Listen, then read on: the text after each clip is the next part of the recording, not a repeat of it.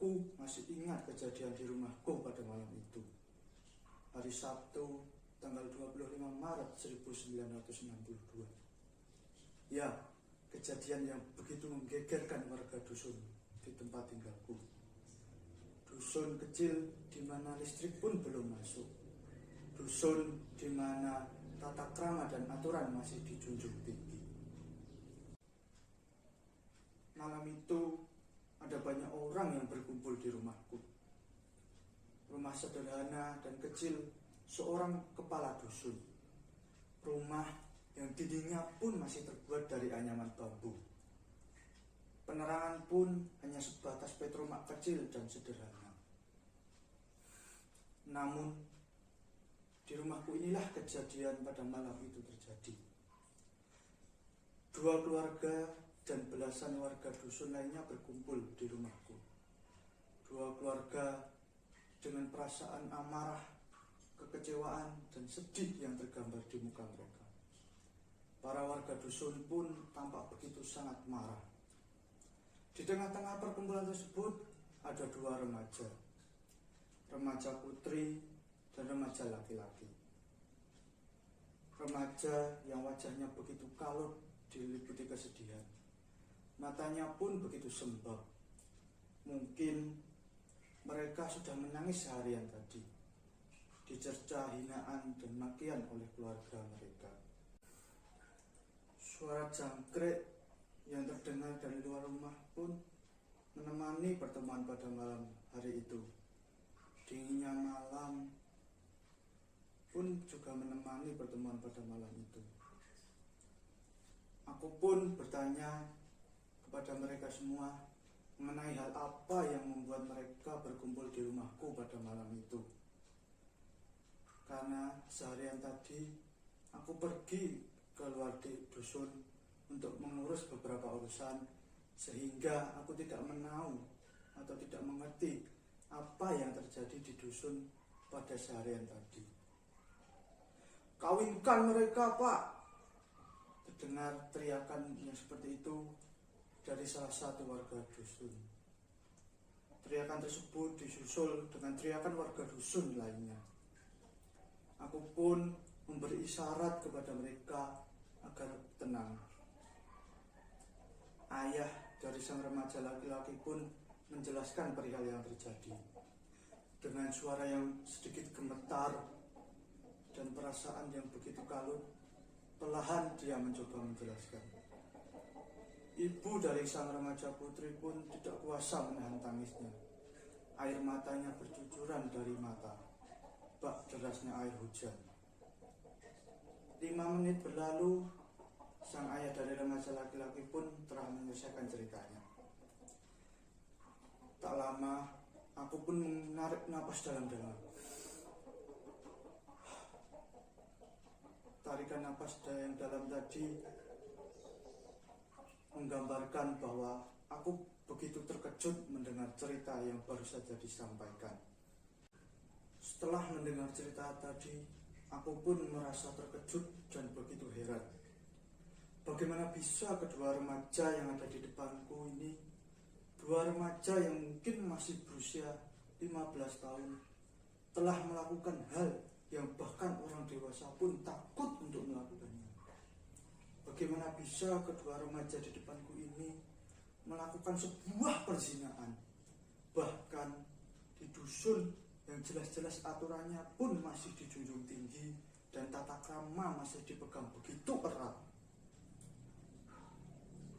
"Kawinkan kedua anak bejat ini, Pak!" Teriakan seperti itu kembali terdengar dari warga desa. 1 menit kembali berselang, aku pun masih terasa begitu heran dan merasa begitu terkejut. Ayah dari sang remaja perempuan pun mencoba berbicara padaku. Ia meminta agar aku tidak mengawinkan kedua remaja yang ada di depanku.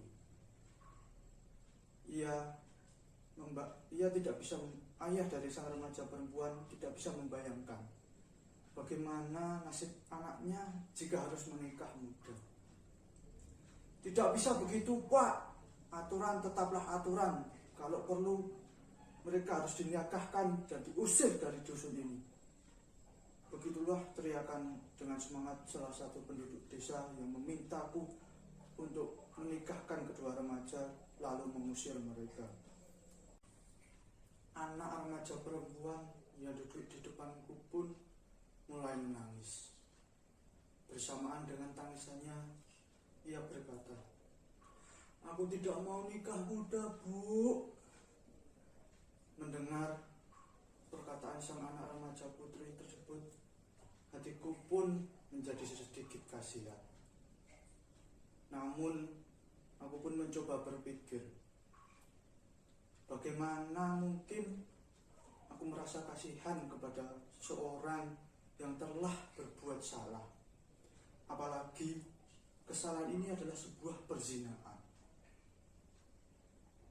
Ibu dari anak laki-laki pun mengutarakan perasaannya kepadaku. Ia meminta agar aku memberikan sedikit kelonggaran kepada kedua remaja tersebut. Ia meminta agar aku tidak menikahkan kedua remaja tersebut. Tak lama berselang pun sang remaja laki-laki tiba-tiba berlutut di depanku. "Tolong kasihani kami, Pak. Kami hilaf. Kami tidak bisa menjaga nafsu kami. Kami telah kelewatan dalam bergaul."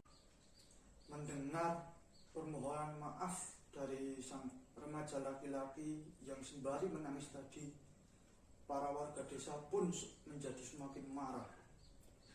"Sudahlah, Pak, kawinkan saja mereka.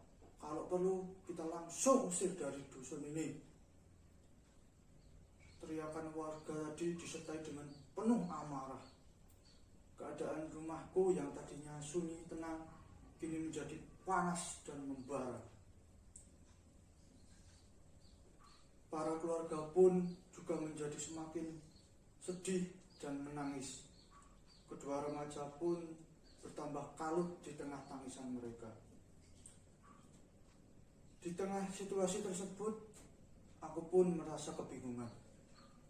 Di satu sisi, aku kasihan kepada para remaja tersebut kalau harus dinikahkan muda, karena hal itu tentu menjadi sebuah beban mental bagi mereka. Namun, di sisi yang lain, aku pun harus berperilaku bijak sebagai seorang kepala dusun. Aku harus taat kepada aturan yang telah ada di dusun ini selama berpuluh-puluh tahun. Aturan yang jelas menjaga kesucian pribadi para penduduk dusun. 5 menit pun kembali berlalu. Rumahku kini pun kembali hening. Suara jangkrik yang bernyanyi di gelapnya malam pun kembali terdengar dari rumahku. Dalam hening tersebut, aku pun mencoba berpikir, menimbang semua fakta yang ada. Untuk terakhir kalinya, Pak, tolong jangan nikahkan putra-putri kami. Jangan nikahkan muda mereka. Saya tidak bisa membayangkan bagaimana mereka dicemooh nantinya oleh teman-teman mereka. Begitulah perkataan dari ayah sang remaja perempuan kepadaku. Setelah beberapa saat aku berpikir, aku pun mengambil sebuah keputusan. Aku merangkai kata-kata di dalam otakku agar nantinya apa yang aku sampaikan tidak menyinggung semua pihak. Mohon maaf Bapak Ibu sekalian, kedua putra dan putri ibu bapak harus saya nikahkan. Hal ini sudah menjadi peraturan di dusun kita. Peraturan yang sudah ada sejak puluhan tahun lalu. Jika putra dan putri ibu bapak tidak saya nikahkan, maka kejadian serupa pada nantinya akan menjadi hal yang biasa atau sering terjadi di dusun kita. putra dan putri ibu bapak sekalian tidak akan saya usir dari dusun ini karena mereka masih di bawah umur. Begitulah tadi yang saya katakan kepada kedua belah pihak keluarga. Aku pun juga menasihati kedua belah pihak keluarga agar terus menjaga putra dan putrinya hingga dewasa kelak.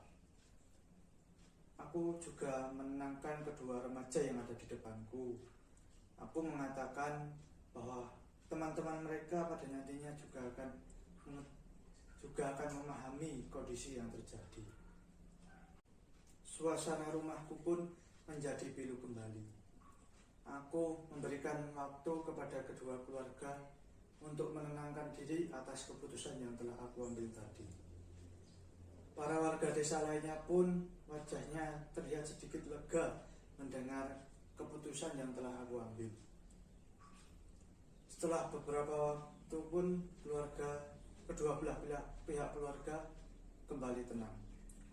Aku pun melanjutkan perkataanku. Aku memberikan waktu kepada kedua belah pihak keluarga untuk memikirkan tanggal pernikahan kedua putra dan putri mereka. Aku juga menasihati kepada warga desa lainnya agar tidak mencemooh kedua keluarga yang sedang berkumpul saat ini, terutama kepada kedua remaja putra dan putri tersebut. Pertemuan pada malam itu pun berakhir pukul 12 malam. Para warga desa dan kedua keluarga tersebut pun telah pulang meninggalkan rumahku. Suasana di rumahku pun menjadi tenang dan hening kembali.